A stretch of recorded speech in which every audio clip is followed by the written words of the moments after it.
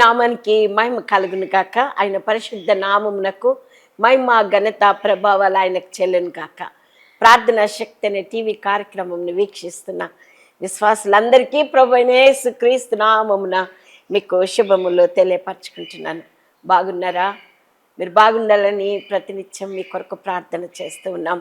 అనేక మంది అక్కడక్కడ కనపడుతున్నప్పుడు అమ్మ మా కొరకు ప్రార్థించండి, తప్పకుండా మీ టీవీ ప్రోగ్రాం మేము చూస్తూ ఉన్నామన్నారు. అందుని బట్టి కూడా మీకు వందనాలు చెల్లించుకుంటున్నాను. ఆయన సువార్త ప్రకటించాలనే ఆశతో ఇదిగో మీ ముందట నేను నిలబడి ఉన్నాను. మీరు నా కొరకు కూడా మీరు ప్రార్థిస్తున్నారని నమ్ముతున్నాను. మరి భయంకరమైన ఈ దినాల్లో మనం బ్రతుకుతున్నాం. ప్రార్థించే తల్లి ఆ ఇంట్లో ఉంటే ఆ కుటుంబానికి దీవెన. ఏ తల్లి అయితే ప్రార్థన చేస్తుందో, ఏ తల్లి అయితే మోకరిస్తుందో, ఏ తల్లి అయితే ఉపవాస ప్రార్థన చేస్తుందో, ఏ తల్లి అయితే తెల్లవారుజామున లేచి ఆయన వైపుకి చేతులెత్తి ప్రార్థన చేస్తుందో, ఆ కుటుంబంలో ఎన్ని శోధనలు కలిగినా, ఎన్ని బాధలు కలిగినా, ఎన్ని ఇబ్బందులు కలిగినా దేవుడు తప్పకుండా ఆ కుటుంబాన్ని సంరక్షిస్తాడు. అలాంటి కృప మీ అందరూ దయచేయాలని నేను కోరుకుంటున్నాను. మరి మనం ప్రార్థన చేసుకుందాం. దయగల తండ్రి, ప్రేమ కలిగిన ఆయన, పరిశుద్ధాత్మ తండ్రి, మీకు వందనాలు. శక్తిమంతుడా, సర్వోన్నతుడా, సర్వ సృష్టికర్త, మీ కన్మైన పాదాలకు లెక్కలేని స్తుతి వందనాలు స్తోత్రాలు చెల్లించుకుంటున్నాం. గడిచిన వారమంతా మమ్మల్ని రెక్కల కిందన భద్రపరిచి ఇదిగో మరొకసారి ప్రభా ఇన్ని నెలలు మమ్మల్ని కాపాడిన ప్రభా నువ్వు కాపాడబడకపోతే నాయన మేము కాపాడబడలేము. నాయన మీరు కాపాడుతున్నందుకే మీకు వందనాలు ప్రభా. ఎన్నో ఇబ్బందులు, ఎన్నో మరణాలు, ఎన్నో అవమానాలు, ఎన్నో కష్టాలు, ఎన్నో బాధలు ఎన్ని కలిగినప్పటికీ నువ్వు మమ్మల్ని ప్రాణంతో ఉంచారయ్యా. అందరిని బట్టి మీకు స్తోత్రం స్తోత్రం స్తోత్రం స్తోత్రం చెల్లించుకుంటున్నాం. ఈ సాయంకాల సమయమున ఈ బిడ్డలందరి ప్రభా ఇదిగో టీవీ దగ్గర కూర్చున్న ప్రతి బిడ్డను బలపరచమని ప్రార్థిస్తున్నాం. నాయన ఏ వేదనతో, ఏ బాధతో, ఏ దుఃఖంతో ఈ టీవీ దగ్గర కూర్చున్నారు ప్రభా, మీరు వారితో మాట్లాడమని ప్రార్థిస్తున్నాం. మీరు మాట్లాడితే అన్నీ సక్రమంగా జరిగిపోతాయా. మాట్లాడేది మేము కాదయ్యా, మాట్లాడండి అయ్యా, మీరు మాట్లాడండి. ప్రతి బిడ్డతో మీరు మాట్లాడండి అయ్యా, సంధించండి అయ్యా, కృప చూపండి అయ్యా, కనికరించండి. ఇదిగో బలహీనరాలు బాబు, నీ శక్తితో నన్ను నింపు నాయన, నీ బలముతో నన్ను నింపు, నన్ను నీ సిలువ చాటుకు మరుగుపరచి ప్రభా. నాయన ఏం మాట్లాడాలో నాకు తెలియదు, కానీ మాట్లాడిపించేది మీరు నాయన. మీరు నా ద్వారా నాయన నాతో మాట్లాడమని, ఇక్కడ కూర్చున్న ప్రతి బిడ్డతో మీరు మాట్లాడమని, మాట్లాడుతున్నందుకే మీకు వందనాలు స్తోత్రాలు చెల్లించుకుంటూ అంధకార శక్తులన్నిటినీ యేసు మీ నామంలో బంధిస్తున్నానయ్యా. దురాత్మ సమూహమును అగ్నితో కాల్చివేస్తున్నానయ్యా. అయ్యా మీరు కనికరించి కృప చూపమని నాయన మా మధ్యన మీరుంటున్నందుకే మీకు వందనాలు. నాయన మీరే మాట్లాడమని, ఇక్కడ కూర్చున్న ప్రతి బిడ్డతో మీరు మాట్లాడమని ఏ సతి పరిశుద్ధ నామమును బట్టి అడుగుచున్నాను తండ్రి. ఆమేన్ ఆమేన్. దేవునికి మహిమ కలిగిన గాక. దేవుడు మీకు ఎన్నో మేలు చేశాడు. మేలు చేసిన దేవునితో ఎంతసేపు సంభాషిస్తున్నావు, ఎంతసేపు ప్రార్థనలలో ఉంటున్నావు. నీ బిడ్డల కొరకు, నీ భర్త కొరకు, నీ కుటుంబం కొరకు, నీ ఇరుగు పొరుగు వారి కొరకు ఎంతసేపు ప్రార్థనలు ఉన్నావు. అనారోగ్యంగా ఉన్న వారి కొరకు నువ్వు ఎంతసేపు ప్రార్థన చేస్తున్నావు. వారి కొరకు ఎంతసేపు మా కొరకు ప్రార్థన చేయండి, మా కొరకు ప్రార్థన చేయండి, మా కొరకు ప్రార్థన చేయండి అని అంటున్నామే, కానీ మనం ప్రార్థన చేస్తున్నామా? ప్రార్థన చేయండి, మెలకుగా ఉండండి, అపవాదిని ఎదిరించండి. వాడు అప్పుడు మీ యొద్ద నుండి పారిపోతాడు. గర్జించు సింహం వలె ఎవరిని మిరింగుదునా అని వాడు తిరుగుతూ ఉన్నాడు. కాబట్టి వాడిని జయించాలంటే మనకి ప్రార్థన కవచాన్ని పెట్టుకొని దాన్ని జయించాలని మనం ప్రార్థన చేసినప్పుడు మన పట్ల అద్భుత కార్యము జరిగిస్తాడని ప్రభు మనతో చెప్తున్నాడు. అందుకే ప్రార్థన చేయాలంట.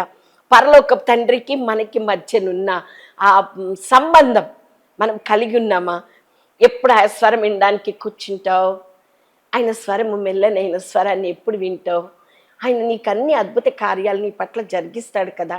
ఆయన స్వరం వినడానికి ఈరోజు మరొకసారి దేవుడు నీకు తరుణం ఇస్తున్నాడు.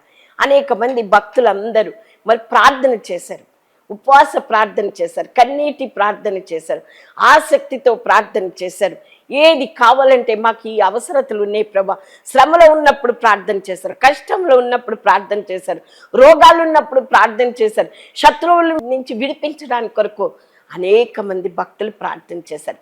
వాళ్ళు విజయాన్ని పొందుకోగలిగినారు కదా. నా ప్రియబిడ్డ ఈ వాక్యం వింటున్నాను. నా ప్రియబిడ్డ, నువ్వు విజయం పొందుకోవాలంటే తప్పకుండా ప్రార్థన చేయాలి. అందుకే అంటున్నాడు లూకాసు వార్త మరి మనం చూస్తే 3వ అధ్యాయము 21, 22 వచనాలు. యేసు కూడా బాప్తిసం పొంది ప్రార్థన చేయగా ఏమైందని, ఆకాశము తెరవబడి పరిశుద్ధాత్మ శరీరాకారంతో పావురమలే ఆయన మీదకి దిగి వచ్చింది. పరిశుద్ధాత్మ దేవుడు మన మధ్యకి దిగి వస్తాడు. దిగి వచ్చి అనేక అద్భుత కార్యాలు మన పట్ల జరిగిస్తుంటాడు. ఈ ప్రార్థనలో మొట్టమొదటిగా స్తుతించాలి. పౌలు శీలలు చెరసాలలో ఉన్నప్పుడు వాళ్ళు దేవునికి పాటలు పాడారు, స్తుతించారు. వాళ్ళు కష్టంలో ఉన్నప్పుడు స్తుతించరు. అదే రీతిగా మరి మనకి తెలుసు దానియేలు కూడా దేవునికి స్తుతించాడు. దావీదు భక్తుడు కూడా దేవుని స్తుతించాడు. అందరు భక్తులు స్తుతించారు. మనం స్తుతిస్తే అందుకే ప్రైజ్ అండ్ వర్షిప్ చేపిస్తాను.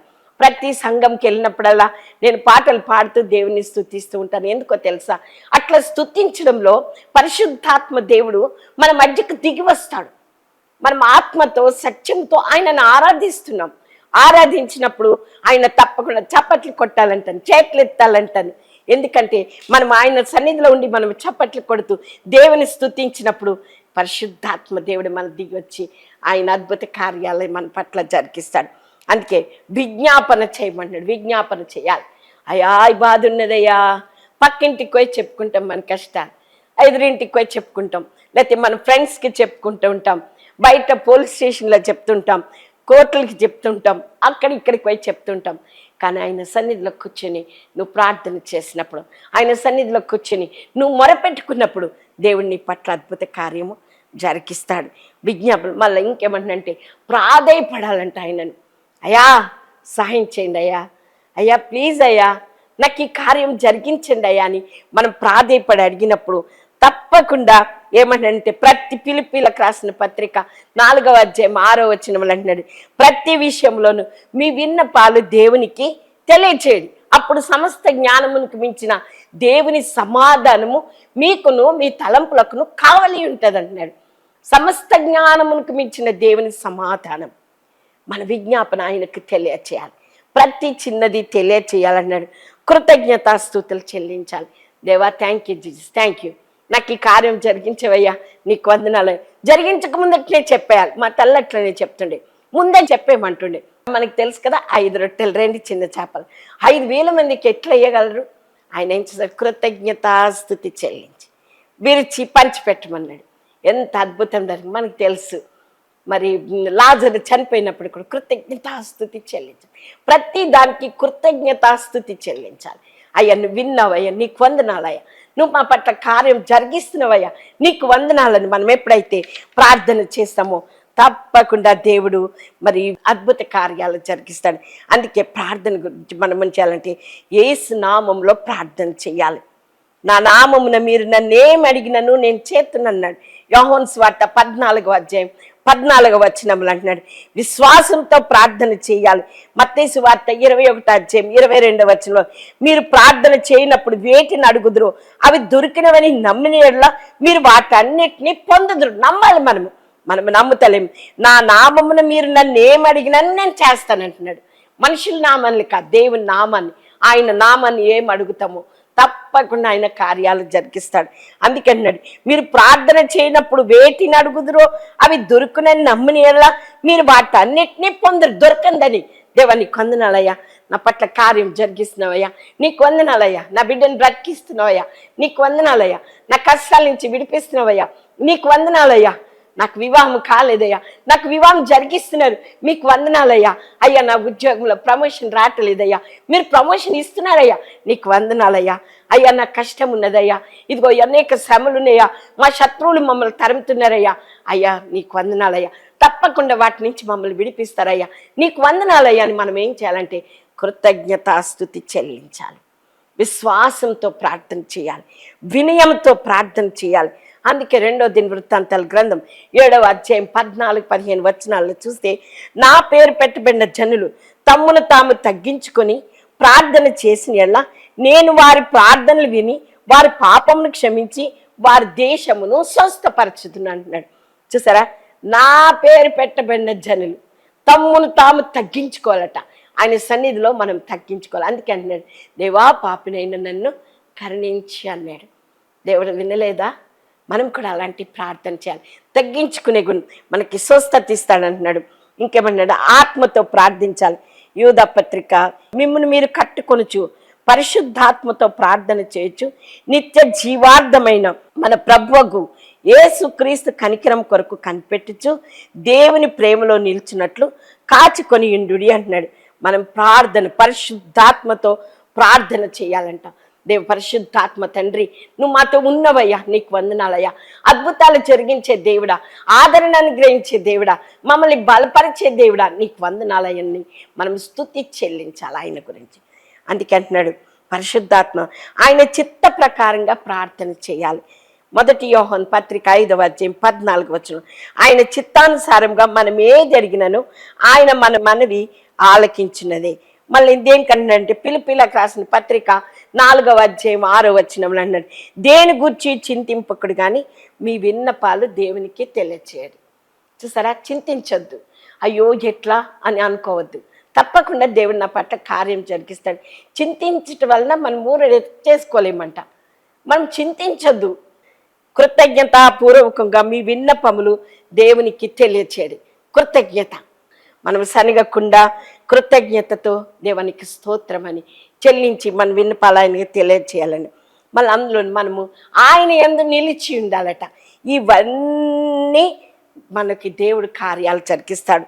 అందుకే అన్నాడు యోహాను సువార్త 15వ అధ్యాయం 7వ వచనంలో అన్నాడు, నా యందు మీరును మీ యందు నా మాటలు నిలిచి ఉండి నీ ఎడల ఏది ఇష్టం అడుగు అవి నీకు ఇస్తానంటున్నాడు. మరి ఆయన మాటలు మనం నిలిచి ఉంటున్నామా? ఆయన యందు మనం నిలిచి ఉంటున్నామా? ఆయన యందు మనం నిలిచి ఉంటే ఆయన మన యందు నిలిచి ఉంటాడు. అప్పుడు ఏది కావాలో నీకు ఇస్తానంటున్నాడు. మరి నిజంగా ఇస్తాడు, ఇచ్చే దేవుడండి. నాకు ఎన్నో కార్యాలు జరిగించాడు. నేను ఏది అడిగితే దేవుడు నాకు ఇచ్చాడు. నా జీవితాల్లో ఎన్నో అద్భుతాలు జరిగించాయి. అందుకే ఈరోజు మీ ముందట నిలబడి దేవుని వాక్యాన్ని ప్రకటిస్తున్నాను. ఇంకా మెలకువగా నుండి ప్రార్థన చేయాలి. మత్తయి సువార్త 26వ అధ్యాయం 41లో మీరు శోధనలో ప్రవేశించకున్నట్లు మెలకువగా నుండి ప్రార్థన చేయండి అంటున్నాడు. ఏకభావంతో ప్రార్థించమన్నాడు. మీలో ఇద్దరు దేని గుర్చేయనను భూమి మీద ఏకీభవించినలా వారికి దొరుకునన్నాడు. హల్లెలూయా, హల్లెలూయా. ఎంత గొప్ప మాటలండి. ఇవన్నీ మనం చూస్తూ ఉన్నాం, మన జీవితాల్లో జరుగుతున్నాయి, కానీ మనమే నమ్మటం లేదు. అందుకని నమ్ముట నీ వలనైతే నమ్మువానికి సమస్తము సాధ్యమన్నాడు. నా ప్రిబిడ్డ, ఎక్కడ చూడు అమెరికాలో కూడా భయంకరమైన వరదలు, చైనా, జపాను, ఎక్కడ చూడండి వరదలు, నీళ్లు, తుఫాను, కార్లు ఎగిరిపోవడము, ఎంత భయంకరమైన పరిస్థితుల్లో మనం ఎప్పుడన్నా చూసినామా? కేరళలో కొండ చర్యలు విరిగిపోయి ఇండ్లు కూడా లేకుండా నేలమట్టమైపోయింది. నా ప్రియబిడ్డ, ఈరోజు నిన్ను సజీవురాలుగా ఉంచాడంటే, ఈరోజు నిన్ను కూర్చోపెట్టి ఆయన వాక్యం వినడానికి కృప చూపుతున్నాడంటే నువ్వు ఆయనకేమి ఇస్తున్నావు? అయ్యా, thank you Jesus, thank you దేవా, నీకు వందనాలయ్యా, మమ్మల్ని కాపాడుతున్న దేవా, నీకు కార్యాలు జరిగిస్తామని ప్రార్థన చేసినవా? మనం చూస్తున్నాం ఎక్కడ చూడండి భయంకరమైన పరిస్థితులు. అందుకంటున్నాడు 2వ పేతురు రాసిన పత్రిక 2వ అధ్యాయం 5వ వచనంలో, మరియు ఆయన పూర్వకాలమందున లోకం విడిచిపెట్టక భక్తిహీనుల సమూహం మీదకి జలప్రలయం రప్పించినప్పుడు నీతిని ప్రకటించిన నోవాహును మరి 7గురును కాపాడాను. నీతిని ప్రకటించాడు నోవాహు. భయంకరమైన పరిస్థితులు చుట్టూ ఎంత భయంకరంగా ఉన్నాయి. అబ్బా ఓడగడుతున్నాడంట, ఈయనకేంట, వాళ్ళు అన్నారంట, దేవుడు చెప్పాడంట, ఈయన నిర్మిస్తున్నాడంట, ఎన్ని మాటలు అన్నారు. కానీ ఆయన నీతిగా ఉన్నాడు కాబట్టి 7గురిని రక్షణ ఓడ సిద్ధం చేసుకున్నాడు. తన భార్య, 3 కొడుకులు, 3 కోడళ్ళు ఆయన అన్నాడు, ఫలించి అభివృద్ధి పొందండి అన్నాడు. నీవే నా ఎదుట నీతిమంతుడిగా కనపడుతున్నావు అన్నాడు. అట్లున్నామా? మనం నీతిగా ఉన్నామా? ప్రార్థన పూర్వకంగా ఉన్నామా? అందుకన్నాడు పేతురు రాసిన 2వ పత్రిక 2వ అధ్యాయము, మరియు ఆయన సొదొమ గొమొర్రా పట్టణములను భస్మం చేసి ముందుకు భక్తిహీనులకు వారిని వాటిని దృష్టాంతంగా ఉంచుటకై వాటికి నాశనం విధించి దుర్మార్గులు కామ వికారయుక్తమైన నడవడి చేత బహు బాధపడిన నీతిమంతులకు లోతును తప్పించను. నీతిమంతుడు వారి మధ్యను కాపురముండి తాను చూచిన వాటిని బట్టి వారి అక్రమైన క్రియల విషయంలో దినదినము నీతి గల తన మనసును నొప్పించుకొని వచ్చాడంట. చూసారా, లోతు లోతు కుటుంబాన్ని. లోతు నీతిమంతుడిగా ఉన్నాడు కాబట్టి మరి కుటుంబాన్ని కూడా మనకి తెలుసు. ఆ సొదొమ గుబర్ నుంచి ఆ దేవదూతలు వచ్చి భార్య పిల్లల్ని తీసుకుని చేతులు పట్టుకొని మళ్ళా వెనక్కి తిరిగి చూడద్దు, ఎందుకంటే ఈ అగ్నిగంధకంతో దీన్ని నాశనం చేసేస్తాం. కామ వికార చేస్తలు ఇప్పుడు కూడా మొత్తం ప్రపంచమంతా కామముతో నిండిపోయింది. ఒక చంటి బిడ్డ లేదు, ఒక మగపిల్ల లేదు, ఆడపిల్ల లేదు, చిన్న చిన్న పసిపిల్లల్ని కూడా కామంతో విడిచిపెడతలేదు మనుషులు. నా ప్రియబిడ్డ, భయంకరమైన వికార చేష్టల్లో మనం ఉన్నాం. కానీ ఆయన నొప్పించుకుంటూ వచ్చాడంట. ఈ దినాల్లో లేవా కామ వికార చేష్టలు? భయంకరం. అక్కడ సొదొమ గొమొర్రా నోవాహు దినాల్లో జరిగినట్టు, లోతు దినాల్లో జరిగినట్లు అట్లా జరగకుండా ఉండాలంటే ప్రార్థన చేయమంటున్నాడు. ప్రార్థన అనేక కార్యాలు, గొప్ప కార్యాలు జరిగిస్తాడు దేవుడు. అందుకే అంటున్నాడు యెషయా గ్రంథం 65వ అధ్యాయం 25వ వచనంలో అంటున్నాడు, మనవి చేయగా ఆలకించుదును. నువ్వు ప్రార్థన చేసినప్పుడు, అయ్యా నా కుటుంబం ఇట్లుందయ్యా, నా కుటుంబం భయంకరమైన పరిస్థితిలో ఉందయ్యా, నువ్వు రక్షించే దేవుడు అయ్యా, ఇదిగో నా బట్టని పాద సన్నిధిలో పడుతున్నాను, తాగుబోతు నుంచి వ్యభిచారం నుంచి నాయన నా బిడ్డల్ని నా కుటుంబాన్ని నువ్వు కాపాడు తండ్రి అని ఏ తల్లైతే ప్రార్థన చేస్తుందో ఆ కుటుంబంలో దేవుడు అద్భుతం జరిగిస్తాడు. నీ కుటుంబాన్ని కాపాడాలంటే ఎవరో వచ్చి కాపాడలేరమ్మా. ఎవరికో చెప్పి అటు ఇటు పోకు. దేవుని సన్నిధిలో మోకాళ్ళే, దేవుని సన్నిధిలో ఉపవాసం ఉండు, కన్నీరు కార్చు. దేవుడు నీ పట్ల అద్భుతం జరిగించడానికండి. ఇట్లా ప్రార్థన చేయగానే కాదు, నిజంగా విశ్వాసంతో, పట్టుదలతో, ఆసక్తితో నువ్వు ప్రార్థన చేసినప్పుడు దేవుడు అద్భుతం నీ పట్ల జరిగిస్తాడు. మనం పూర్ణ పట్టుదలతో ఆయన సన్నిధిలో ప్రార్థన చేయాలి. తగ్గింపు హృదయంతో మనం ప్రార్థన చేయాలి. విశ్వాసంతో ప్రార్థన చేయాలి. కనాను స్త్రీ వచ్చింది, వాళ్ళ బిడ్డ భయంకరమైన దెయ్యం పట్టున్నది. మన తల్లి వచ్చి అడుగుతుంది, పాదాల మీద పడ్డది. అయ్యా నా బిడ్డకి దెయ్యం పట్టింది అయ్యా, అయ్యా నా బిడ్డను బాగా చేయండి అయ్యా. ఎంత ప్రార్థన చేసింది. ఆయన అన్నాడు, అయ్యో నా పిల్లలు తీసి కుక్క పిల్లలకి వేయాలని నేను వేయనన్నాను. కానీ అయినా కూడా అయ్యా బల్ల కింద ముక్కలు కుక్క పిల్లలు కూడా తింటే కదయ్యా. ఎంత విశ్వాసం చూసారా. తన బిడ్డ కొరకు ఆయన పాదాల మీద పడ్డది, ప్రార్థిస్తున్నది, అడుగుతున్నది. దేవుడు స్వస్థపరచలేడా? దేవుడు స్వస్థపరుస్తాడు. అంత గొప్ప దేవుడండి మన దేవుడు. వట్టి దేవుడు కాదండి, సహాయం చేయగల దేవుడు, అద్భుతాలు జరిగించే దేవుడు. అందుకే అంటుంది, దావీదు కుమారుడా నన్ను కరుణింపు, నా కుమార్తె దయ్యం పట్టి బహు బాధపడుతుందని కేకలు వేసిన.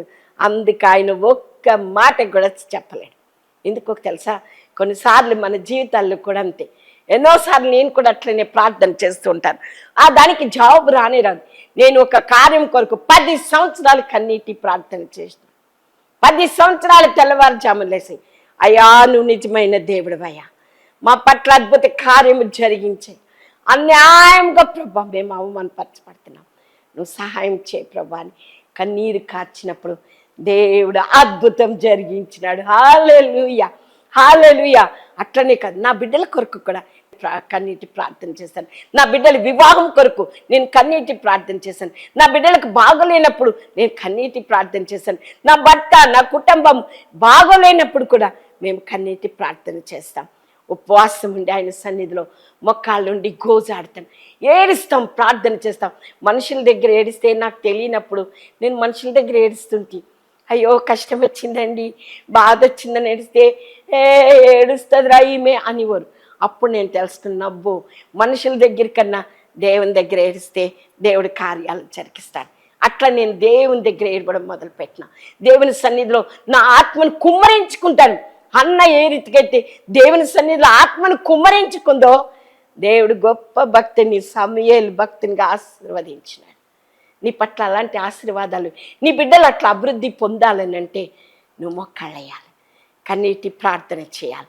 ప్రభా నాకు సహాయం చేయనయ్యా, నువ్వు తప్ప నాకెవరున్నారయ్యా, నువ్వే నా ఆశ్రయం ప్రభా. ఇదిగో నేను బాధలో ఉన్నానయ్యా, దుఃఖంలో ఉన్నానయ్యా, నాకు కష్టం ఉందయ్యా, నాకు వివాహం కావట్లేదయ్యా, నాకు ఉద్యోగం రావట్లేదయ్యా, మీరు నాకు సహాయం చేయరా. మీరు చేయగల గొప్ప దేవుడు అయ్యా. నాకు ఉద్యోగం ఇచ్చినందుకే నీకు వందనాలు, నాకు వివాహం జరిగించినందుకే నీకు వందనాలు, నా అప్పుల బాధల నుంచి విడిపించినందుకే నీకు వందనాలయ్యా. నా శత్రువుల ముందట నాకు శుభకరమైన ఆనవాళ్ళు కల్పించినందుకే నీకు వందనాలయ్యా అని నువ్వు ఎప్పుడైతే ప్రార్థన చేస్తావో నా ప్రియబిడ్డ, దేవుడు నీ పట్ల అద్భుతాలు జరిగిస్తాడు. మనం ఆసక్తితో ఆశతో ప్రార్థించాలి.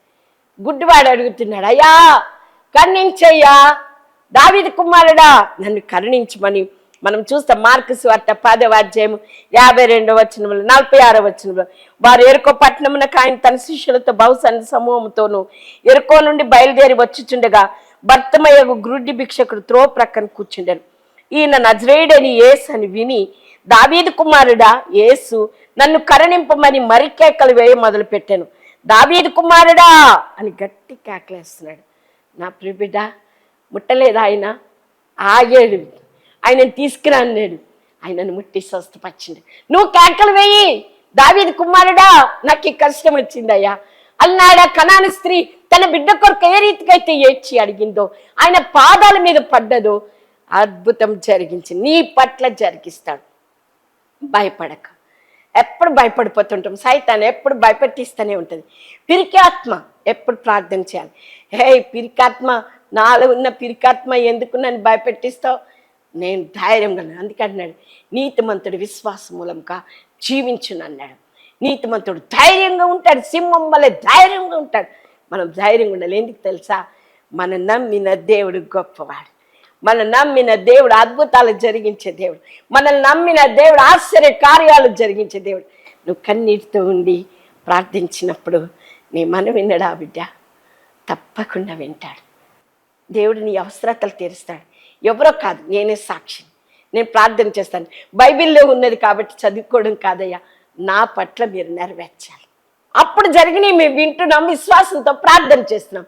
కానీ మా పట్ల నువ్వు జరిగించు, నా పట్ల నువ్వు జరిగించని నేను కన్నీటి ప్రార్థన చేసినప్పుడు దేవుడు నా పట్ల అద్భుత కార్యాలు జరిగించాడు. నీ పట్ల కూడా దేవుడు కార్యం జరిగిస్తాడు. ఈ వాక్యం వింటున్న నా ప్రియబిడ్డ, దేవుని సన్నిధికి రా. ఆసక్తితో ప్రార్థన చేయి, అత్యాసక్తితో ప్రార్థన చేయి. అపనమ్మకం కలగకుండా ప్రార్థన చేయి. దేవుడు నీ పట్ల, నీ కుటుంబం పట్ల, నీ బిడ్డల పట్ల ఆశ్చర్య కార్యాలు జరిగిస్తాడు. ప్రార్థిస్తున్నావా? నువ్వు ప్రార్థిస్తున్నావా? ఇప్పటికైనా ప్రార్థన చేయి. ప్రార్థనకి వెళ్తాము, అక్కడ బాగు చేసేది అక్కడున్న అయ్యగారులు మేము కాదమ్మా. బాగు చేసేవాడు ఆయన, స్వస్థపరిచేవాడు ఆయన. అందుకన్నా నేను స్వస్థపరిచేవాడు నేనే అన్నాడు. భయపడకు, చంక పెట్టుకుంటాను ఎత్తుకుని వాడని నేనే. ఎందుకు భయపడుతున్నావు అన్నాడు. ఆయన అంటున్నాడు, నా సన్నిధిగా తమ్మును తాము తగ్గించుకొని ఎప్పుడైతే మనం మొరపెడతామో దేవుడు మన పట్ల అద్భుత కార్యాలు జరిగిస్తాడు. ఈ వాక్యం వింటున్న నా ప్రియబిడ్డ, ఇప్పటి నుంచి ప్రార్థన చేయి.